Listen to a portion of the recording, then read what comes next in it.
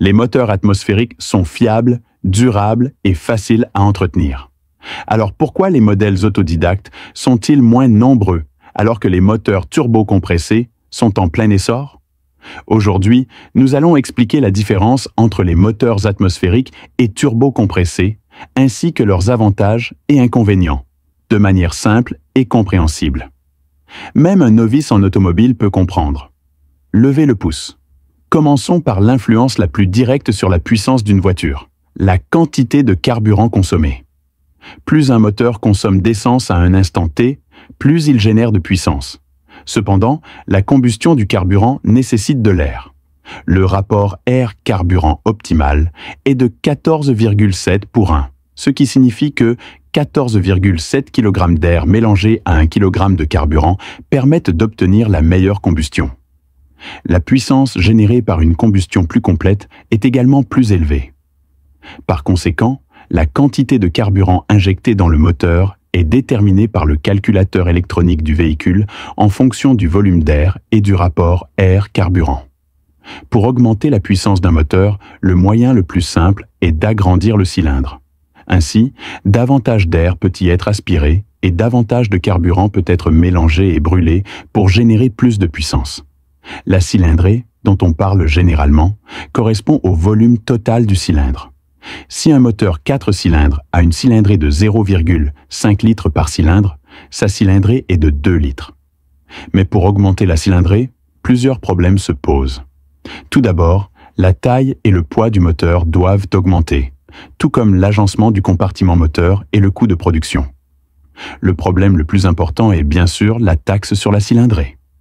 Le prix du véhicule augmentera également et il n'y aura aucun avantage concurrentiel.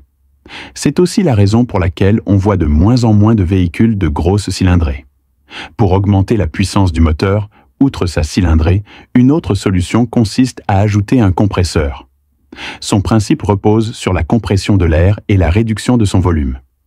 La densité est légèrement supérieure et son objectif est de permettre au volume du cylindre du moteur, c'est-à-dire à sa capacité, d'absorber un air plus dense et de meilleure qualité, permettant ainsi de brûler plus de carburant.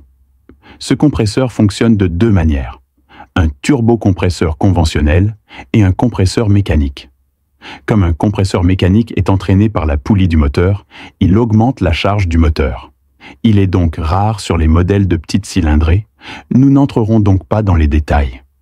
Aujourd'hui, nous parlerons principalement des moteurs turbocompressés. Bien qu'un turbocompresseur ne soit qu'un nom, il s'agit en réalité de deux éléments, une turbine et un compresseur. Ils sont reliés à un arbre intermédiaire. Tant que la turbine tourne, le compresseur peut être entraîné par l'arbre intermédiaire pour obtenir l'effet de compression de l'air. La turbine est directement raccordée au système d'échappement du moteur, et les gaz d'échappement générés par le moteur sont utilisés pour entraîner la turbine, entraînant ainsi le compresseur. L'avantage de ce système est qu'il ne nécessite pas de puissance supplémentaire pour entraîner le compresseur et qu'il sollicite moins le moteur qu'un compresseur mécanique. Par conséquent, les moteurs de petites cylindrées peuvent également utiliser des turbines, ce qui permet d'obtenir une augmentation de puissance de 20 à 50%. L'utilisation de turbines présente également deux inconvénients. Le premier est que, pour accélérer, le turbocompresseur doit attendre que le moteur produise suffisamment de gaz d'échappement après avoir appuyé sur la pédale d'accélérateur. La puissance est alors retardée d'1 ou 2 secondes, l'effet turbine entraînant le compresseur. Bien qu'il existe une technologie de turbocompresseur pratique permettant de réduire la masse de la turbine, elle ne fait que la réduire et ne résout pas le problème de la distribution et de la disponibilité irrégulière de la puissance, contrairement aux moteurs atmosphériques. Autre inconvénient, l'admission d'une quantité accrue d'air et de carburant augmente l'intensité de la combustion. Cela entraîne également une augmentation de la température du moteur, une usure accélérée des joints et des caoutchoucs, des coûts de maintenance ultérieurs plus élevés et d'autres problèmes mineurs. Malgré les avancées technologiques actuelles en matière de turbocompresseurs, leur longue durée de fonctionnement initiale entraîne l'usure des pièces et des pannes progressives. Sinon, comment un réparateur 2A 888 pourrait-il faire fortune ? Ce problème ne concerne pas uniquement Volkswagen. Tant qu'un turbocompresseur fonctionne pendant 10 ou 8 ans, il sera confronté au problème de la combustion d'huile de poulet et de l'érosion éolienne. Bien que les moteurs atmosphériques offrent de nombreux avantages et soient faciles à entretenir, le secret réside dans l'achat d'un moteur auto-amorçant d'une cylindrée de 2,5 litres ou plus pour en profiter pleinement. Par exemple, les moteurs atmosphériques de 1,5 ou 1,6 litres sont très bruyants, ce qui explique pourquoi beaucoup de gens évitent d'acheter des moteurs auto-amorçants.